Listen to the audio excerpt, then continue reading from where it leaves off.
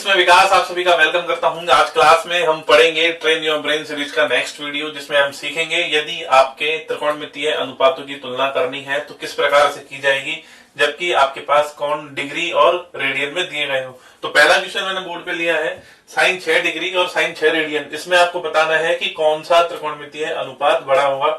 आप समझिए किस प्रकार से इसे हल करेंगे।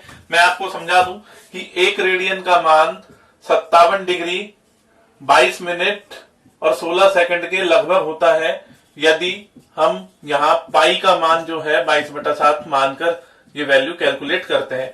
आप ध्यान दीजिएगा, मैं इसको कैलकुलेशन के लिए 1 रेडियन को लगभग 57 डिग्री के इक्वल अगर मान लूं तो आप समझिए यहां अगर मैं यहां से देखूं कि साइन 6 डिग्री और साइन 6 रेडियन, तो 6 रेडियन को मैं लिख सकता हूं 6 गुणा 57 डिग्री। आप समझिए साइन 6 रेडियन और साइन आपका 57 को जब आप 6 से गुणा करेंगे तो आपके पास ये आता है 342 डिग्री।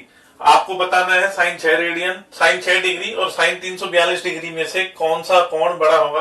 अब आपको करना यह है, सबसे पहले आपको डिग्री को, सभी रेडियंस को डिग्री में बदलना है। सेकंड स्टेप में आपको सभी कोणों को देखना है, कोणों की स्थिति देखनी है, कोणों की स्थिति देखनी है।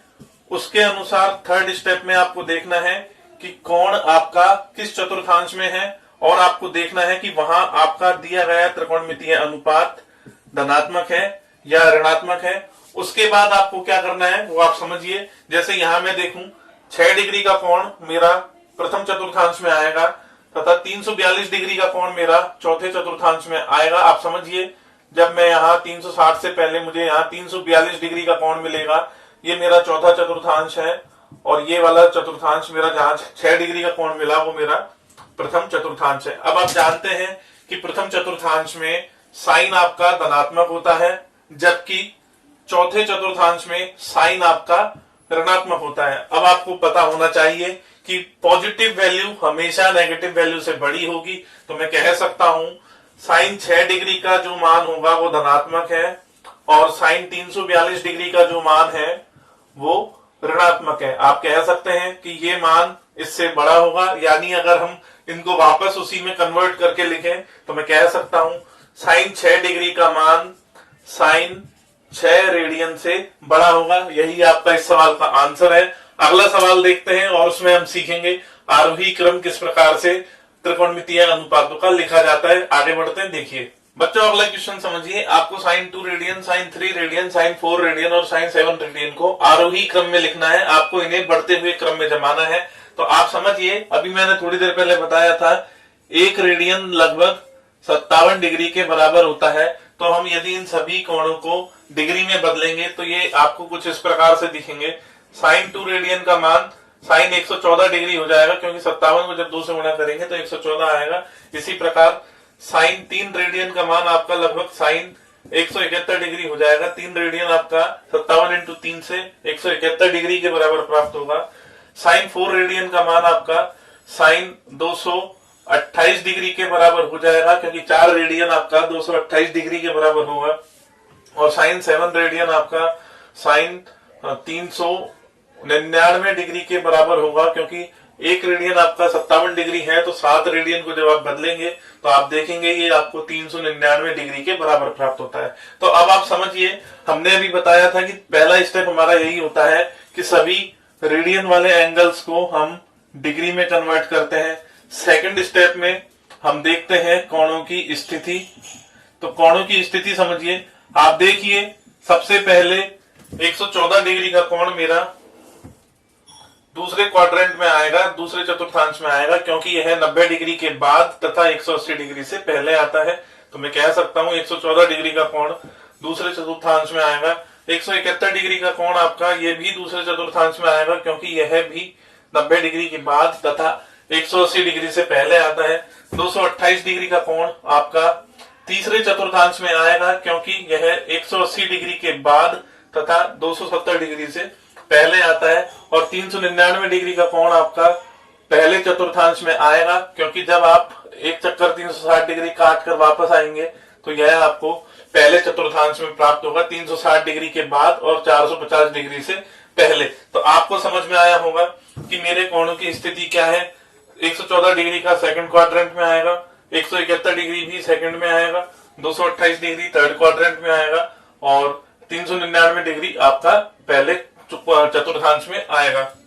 अब आप एक चीज समझिए, मैंने अभी आपको बताया था कि कोणों की स्थिति के बाद आपको देखना है कि उस चतुर्थांश में त्रिकोणमितीय अनुपात धनात्मक है या ऋणात्मक। अब आप देखिए, पहले चतुर्थांश में साइन आपका धनात्मक होता है तो मैं कह सकता हूं ये वैल्यू मेरी पॉजिटिव होगी।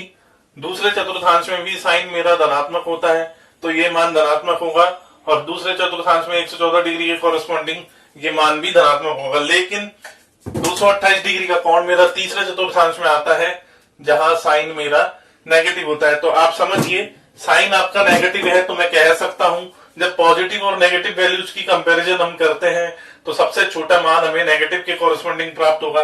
यानी मैं बिना कुछ चेक किए ही बता सकता हूं बाकी सब पॉजिटिव है और ये नेगेटिव है तो साइन 4 रेडियन इसके कॉरेस्पॉन्डिंग सबसे छोटा मान होगा।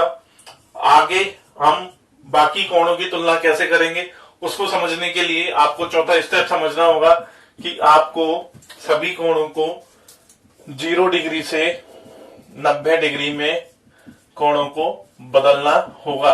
तो वो किस प्रकार से होता है आप देखिएगा। मैं यहां लिख सकता हूं कि साइन 114 को मैं कहूं कि साइन 180 माइनस 66 डिग्री, साइन 171 को मैं लिखूं साइन 180 माइनस 19 डिग्री, साइन 228 को मैं लिखूं साइन, ये मैं वैसे बता चुका हूं फिर भी ले लेते हैं कि साइन 228 आपका 180 प्लस 48 डिग्री। ये नेगेटिव है, ये सबसे छोटा होगा, ये मैं आपको समझा चुका हूं। फिर भी मैं आपको इसको 0 डिग्री से 90 डिग्री के बीच में कन्वर्ट करके भी बता रहा हूं, आप देखिएगा। और साइन 399 को साइन 360 प्लस 39 डिग्री हम लिख सकते हैं। अब आप देखिए यहां मेरे पास ये वैल्यू इस प्रकार से आएगी प्लस साइन 66, ये वैल्यू आपकी प्लस साइन 19, ये वैल्यू आपकी माइनस साइन 48, ये वैल्यू आपकी प्लस साइन 39 इस प्रकार से प्राप्त होगी। अब आप देखिए ये वैल्यूज, ये वैल्यू और ये वैल्यू तीनों धनात्मक है और ये ऋणात्मक है तो मैं कह सकता हूं इसके कॉरेस्पॉन्डिंग जो भी मेरा एंगल है, जो भी मेरा त्रिकोणमितीय अनुपात है वो ऋणात्मक है और उसका मान मुझे यहाँ पे नेगेटिव मिल रहा है। तो सबसे छोटा मेरा जो त्रिकोणमितीय अनुपात इन चारों में होगा वो साइन 4 रेडियन ही होगा। आगे इन तीनों का कंपैरिजन किस प्रकार से किया जाता है उसको समझने के लिए आप एक बार ग्राफ समझिए। आप देखिए कि साइन का ग्राफ मेरा किस प्रकार से चलता है। साइन का ग्राफ मेरा कुछ ऐसा होता है, 0 डिग्री से 90 डिग्री के लिए साइन का मान बढ़ता है। अगर यहाँ 0 डिग्री है और यहाँ 90 डिग्री है तो जैसे जैसे हमारा कोण बढ़ेगा वैसे वैसे साइन का मान बढ़ेगा। मैं कह सकता हूं एंगल बढ़ने के साथ 0 डिग्री से 90 डिग्री के लिए साइन थीटा की वैल्यू बढ़ेगी। तो आप देखिए 0 डिग्री का कोण यहाँ पे आता है, उसके बाद 19 डिग्री का कोण आएगा, फिर 39 डिग्री का कोण आएगा, फिर मेरा 66 का आएगा और लास्ट में 90 डिग्री का कोण आएगा। तो मैं यहां देखकर बता सकता हूं कि साइन 19 का मान सबसे छोटा होगा, फिर साइन 39 इससे बड़ा होगा और सबसे बड़ा साइन 66 होगा।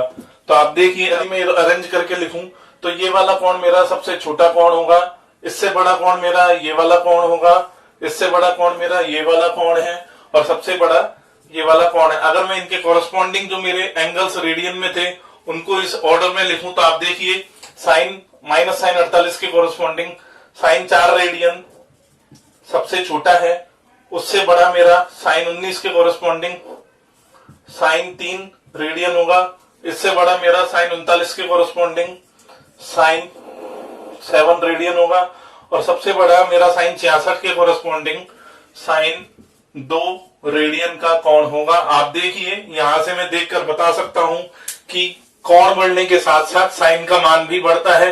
तो 0 डिग्री से 90 डिग्री में मुझे मान बढ़ते हुए प्राप्त हुए तो उसके अकॉर्डिंग मैंने यहाँ पे इन रेडियन कोणों को डिग्री में बदलकर मैंने फिर इनको 0 डिग्री से 90 डिग्री के बीच में लिखा है और मैं बता पाया कि कौन सा मेरा त्रिकोणमितीय अनुपात बड़ा होगा और कौन सा छोटा होगा। यहाँ पे सबसे छोटा साइन 4 रेडियन है तथा सबसे बड़ा साइन 2 रेडियन है। तो मैं उम्मीद करता हूँ आपको समझ में आया होगा।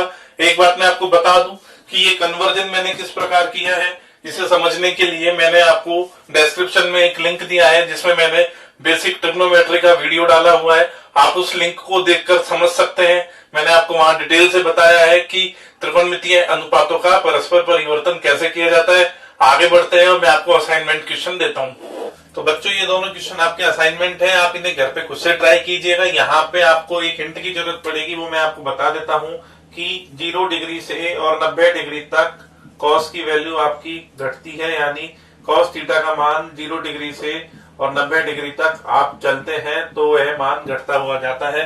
तो मैं उम्मीद करता हूँ आप इन दोनों क्वेश्चंस को घर पर ट्राई करेंगे। आपने यदि वीडियो पूरा देखा है तो आप इन क्वेश्चंस को जरूर कर पाएंगे। फिर भी यदि आपको कोई प्रॉब्लम आती है तो मुझे कमेंट बॉक्स में लिख के बताइए, वहां मैं आपको सॉल्यूशन जरूर दूंगा।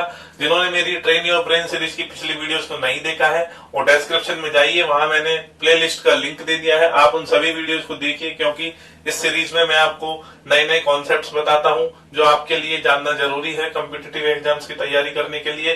तो इसी के साथ मिलते हैं अगली वीडियो में, तब तक के लिए अपना ख्याल रखिए। टेक केयर, शुक्रिया।